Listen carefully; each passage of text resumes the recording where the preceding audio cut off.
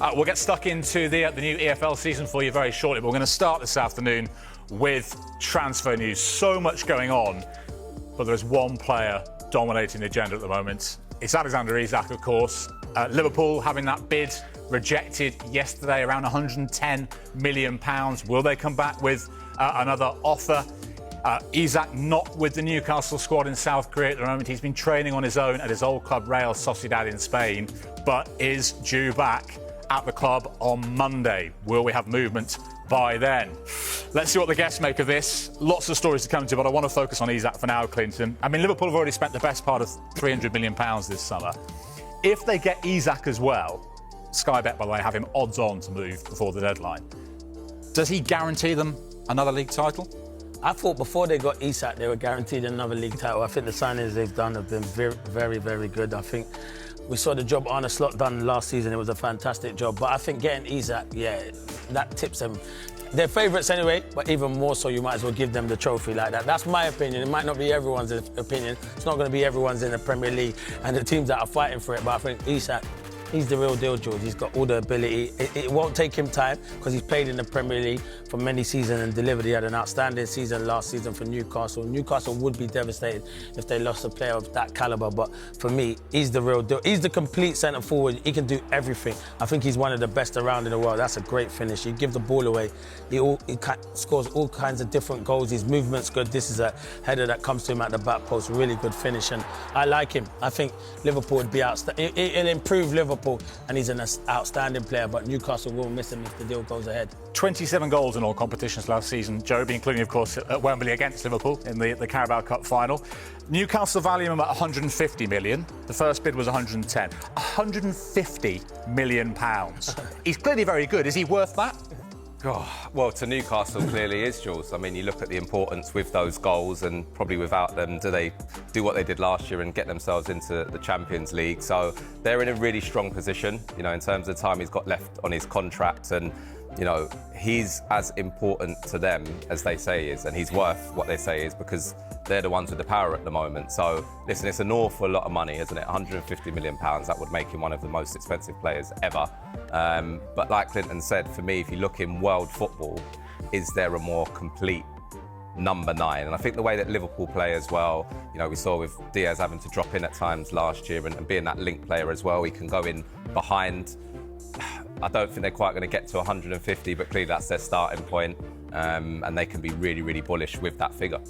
I'm sure the Evertonian on the panel is delighted to see news of Isak arriving at Anfield soon. I mean, Joby said that making one of the biggest signings of all time. I think he'd be behind Neymar and Mbappe. He'd be third on the all-time transfer list. I mean, do you put him potentially, given he's still mid-20s, in that bracket? I think that's the thing, the fact that he's still mid-20s, he can still get even better. I think the only downside, if there is a downside, is the injury record. But in terms of, you know, the player that he is, exactly the same as what the boys have said. He is the complete forward, isn't he? He's got everything about him. Obviously, his goals, we saw some of them there.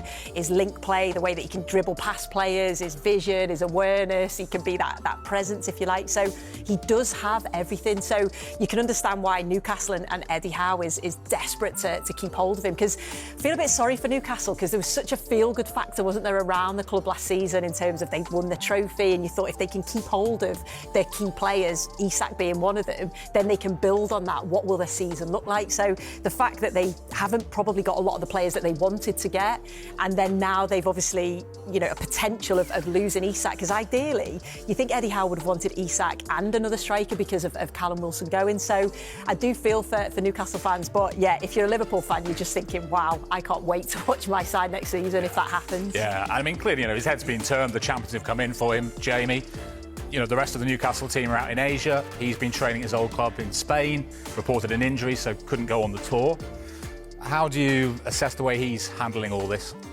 I think it's very hard, Jules, unless you're in his position. You know, I think it's very easy for the wider public and football fans to kind of criticise footballers. There's always the perception of there being an ideal way of leaving a football club, and it doesn't always pan out like that. And I think this is kind of a product of that. I think that he's probably not injured.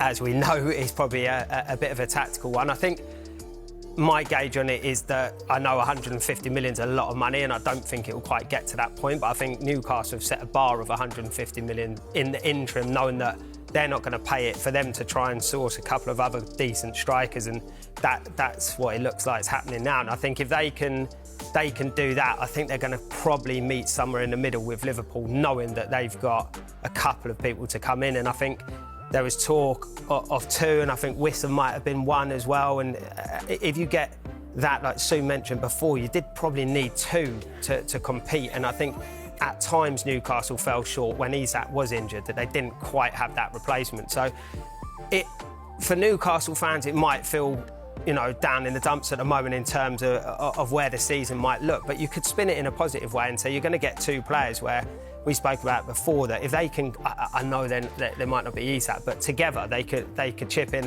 and get to those kind of levels and keep them, you know, fighting at the top end of the league. So it could end up for a positive in the end for Newcastle. Yeah, because it's so interesting, isn't it, the sort of mood around Newcastle, the positive end to last season, the trophy, the Champions League football again, and yet, you know, now they've struggled to bring players in the summer, it seems. Isak, their main man, could be going. But as Jamie says there, Clinton, Mbappe left PSG, they win the Champions League. Coutinho, a few years ago, all Liverpool fans were panicking when he left, and it was actually the making of them. Could this be Newcastle's Coutinho moment? Oh, I'm not sure. If he goes. See, it's a hard one because Isak's leaving, but Isak's, no disrespect to Newcastle. Newcastle's a big football club. He's getting to a better football club, in my eyes, that have better players in Liverpool. So it's a great move for him. You can understand why he wants to go to Liverpool. But at the same point, I'm like what Sue and the lads have said. I feel sorry for Newcastle because you're right, they had a great season. In particular, Eddie Howe, who's done a fantastic job there. I do think Newcastle's recruitment can be better. They've signed Alanga, who I think will be a good signing. And obviously, we're hearing rumours they're interested in Sesko, who's a very good striker. Bid's gone in for him. But let me tell you, he's a good striker. But do we know if he can come to the Premier League and hit the ground running? That's what we're going to need to have a look at. But we see some of his goals. He can finish. He's got good, as I say, he scores all kinds of goals. But it's a different league to the Premier League. The Premier League's the best league. But he'd be a good signing.